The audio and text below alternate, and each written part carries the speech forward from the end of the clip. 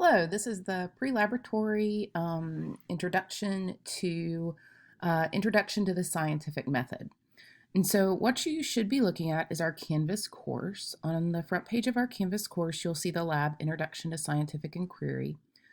We are going to print the laboratory procedure. Sometimes I call these laboratory reports. And you're going to handwrite the answers in the boxes on the sheet. So to do this, you're just going to click here, right? And it's going to download this, and then you are going to print this, okay? Now, what you're going to notice is there's some pre-laboratory questions. So this asks, have you ever observed how a gas in a balloon acts when heated? What did you see? What questions could you have asked about the changing temperature, how the changing temperature affects the gas in the balloon? And remember, the questions you ask should be questions that can be answered by making observations. Now, when you answer this question, you need to do this in complete sentences, and you need to write your answers here. If this is not enough space, feel free to take some space here. You can attach another document. And so you're going to write your answers there. Then you're going to move into the procedure section. Scientific inquiry moves forward when ideas can be tested. Your first step is to develop a hypothesis. Now, a hypothesis is a possible answer to a scientific question or an explanation for a set of observations. Your hypothesis is not a fact. It has to be tested. Your observations may support your hypothesis or they may not. Now, we don't prove hypotheses, okay? That's not something that we do in science, but we can disprove them, but we can't prove them because we don't know everything in the world, right? We're still developing new techniques. If they do not support your hypothesis, you have not wasted your time. You've learned that your hypothesis is not correct and you have to explore further. And sometimes not supporting your hypothesis is a lot more interesting than supporting it because you have to think about things more. Write a hypothesis about the volume of a balloon when the temperature of the gas is changed in question 1. So you're going to write your hypothesis here. It needs to be in complete sentences. Now, scientists test hypotheses by designing controlled experiments. A controlled experiment is one where all the variables remain the same except one. So you only change one thing at a time. The variable that you change in your experiment is the control parameter. The variable that's changed because of what you do is the responding variable or the dependent variable. Now, the control parameter is sometimes called the independent variable, and that's what you're going to see in our lecture notes. And so the variable that's changed is the dependent variable. So how would you design a controlled experiment to test your hypothesis? You're going to describe an experimental setup here. You're going to tell me what the controlled parameter is in your process or what your independent variable is. And then your responding variable or your dependent variable is in your experiment. Okay, remember, only change one thing. Now, we're going to go to the procedure section. And in here, this is a PDF, so it's going to say click this link, but this link doesn't work, and that's okay, because you're going to come back to the Canvas page and you're going to open the lab using the link I've given you here. Now, I have already logged into my Beyond Labs portal, so this should go ahead and just directly open for me, and it should directly open for you if you have logged into your Beyond Labs portal. If you haven't, they might make you log in. The good news is, at least for me, it remembers me, which is really nice. So I don't have to log in every time I get on the internet. And so this is what it should look like for you, right? With these, and what you're going to see here is this is a balloon, and there's a chamber here where we can change the volume, the pressure, the temperature, and the number of moles. And that corresponds to the volume here, the pressure, the temperature, and the number of moles here. So this is where we change it, and these are where the readings would be. So we're going to go back and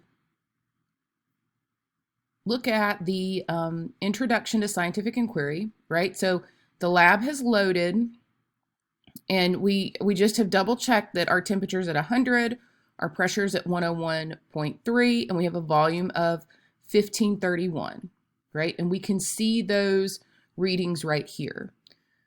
Now, what it says is observe the current volume and temperature of a gas and record them in the data table. Okay, so you're going to go ahead and put that 100 degrees here and the volume here. So the volume that you're going to write is going to be 1531. That's your volume. And so then what you're going to do is you're going to say, repeat this step again, but increase to, oh, wait, sorry, I skipped. Now click the area above the 1 in the temperature control area in live data, so the temperature is now 200. So when you do this, you're going to come over here, and what you're going to see is you're going to see an up arrow and a down arrow.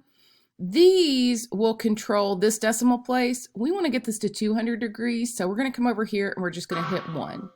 Now, there's sound effects, so if you don't have sound on your computer, you're missing out. I love the sound effects. They make me really happy. And so the sound effect is, this is a simulation, so it's telling us if we were doing this experiment, we would have increased the temperature to 200 degrees. And then you can observe what happens to the balloon holding the gas here. So what we come over, we can see our new readings. We can see our new volume. We can see our new pressure. Our number of moles hasn't necessarily changed. And so when you come back here, you really only should see temperature and volume changing. And so you're gonna record your new temperature and your new volume here. Now you're going to repeat this step again, and you're going to increase to 300 degrees and record your data, and you're going to increase temperature by 100 degrees each time and record your data until you reach 700. So you'll come here and you'll have 100, 200, 300, 400, 500, 600, 700. That's what you're going to put here. Then you're going to answer this question. The data collected in the data table is called quantitative data. It's got numbers that are associated with it. Qualitative data is things that you observe that happen in the experiment. So you need to write a short summary of what you observed here. Then you can plot the information on the data table on the graph. Now you can use, and it says here, you can use an external tool such as Excel. That's what we use. Remember, Cumberland has a free account for you to use Excel. That's what I use, right? Because I'm just really familiar with it. Cumberland has a free account. A lot of students now like Google Sheets. You're more than welcome to use that as well. And so what you're going to do is you're going to plot the controlled parameter on the horizontal axis and the responding variable on the vertical axis. Now it says attach a copy of your graph here. You're not going to do that. You're going to upload that on Canvas, right? Because remember, this is a PDF and we're writing on it. And so you're going to answer these questions about your variables. You're going to use the graph and make an estimation here. It says at 450 degrees, what's the approximate value? You don't have to come back in here and change this to 450. You just want to look at the straight line on your graph and say, okay, hey, at 450 degrees, about what would my volume be? This is just an estimation. It doesn't have to be exact. And then it says, what do you think the approximate volume would be when the temperature is 1,000? Same thing, we're approximating. After scientists interpret their data, they draw conclusions about their hypotheses. A conclusion states whether or not the data supports the hypothesis. Now, the data is really important. We just can't say, yeah, it worked. You know, we have to restate our data. This just helps support our hypothesis. It makes our communication really clear. So review your hypothesis and look for information in the data table and graph. What conclusion can you make about your hypothesis? And so this is the entire lab. When you come back over here, I want to remind you, while you do this lab, you need to be running Proctor Free. So you're going to find a link, Proctor Free Student Portal, where there's going to be Introduction to Scientific Method. You go there, you click on that, and that will run in the background while you do your experiment. So make sure you do that. Now, in this lab, you'll be asked to graph the temperature and volume, where the temperature's on the x-axis and the volume's on the y-axis. I have guidelines for you on how to graph using Excel. Now, while the procedure is the same, this is not your data. You need to include your data and upload a graph. So when we look at this is a tutorial. It's one that I did where it says, look, place the data you want in your x-axis in column A and in your y-axis in column B. Now, I just happen to be doing concentration and density here, but you can also do this with temperature and volume. Totally fine. So you're going to do that, and it says under the Charts tab, choose the XY scatter. So you're going to choose that. You're going to collect your data. You're going to select your data and click on the scatter plot with no lines, this one here. And then you're going to see a graph that appears on your spreadsheet that looks something like this, right? Where this is the y-axis and this is the x-axis. Then what you're going to do is you can give your chart a title by selecting Chart Title under the Chart Options tab.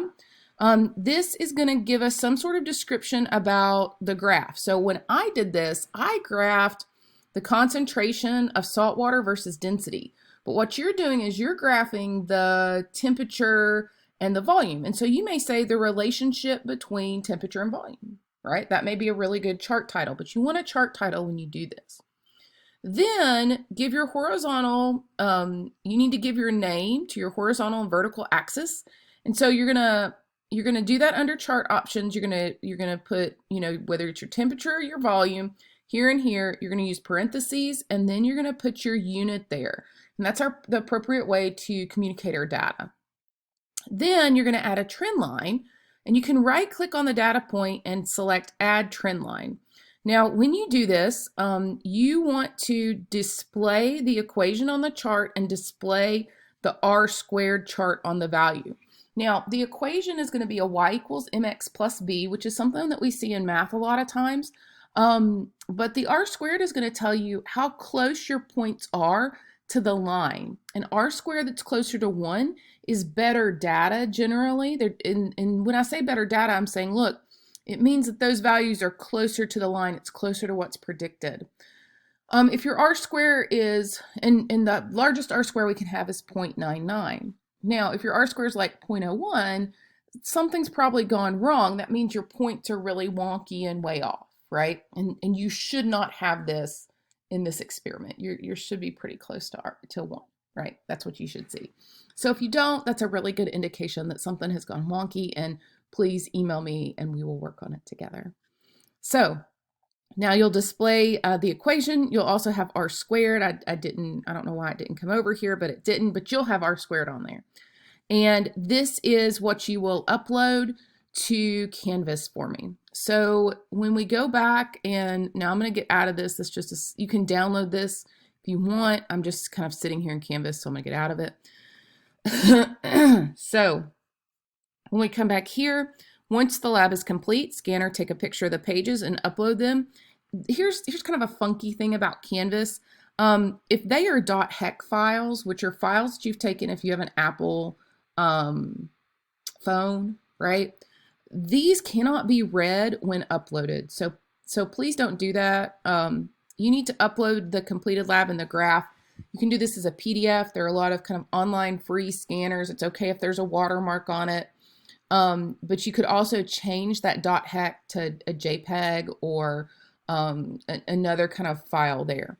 Now, if you choose to do the Excel tutorial and you have a different Excel version, or you have you want to do it through Google Sheets, you're more than welcome to Google kind of this idea of how do you graph data in an XY scatter graph. And there's some pretty good tutorials on YouTube that allow you to do this as well. So if something's kind of different than what I showed you, that's totally okay. But there should be a tutorial out there that can help you as well. So if you get stuck, you can use that as well. All right, so that's our first lab. If you have any questions, feel free to reach out. Have a great day.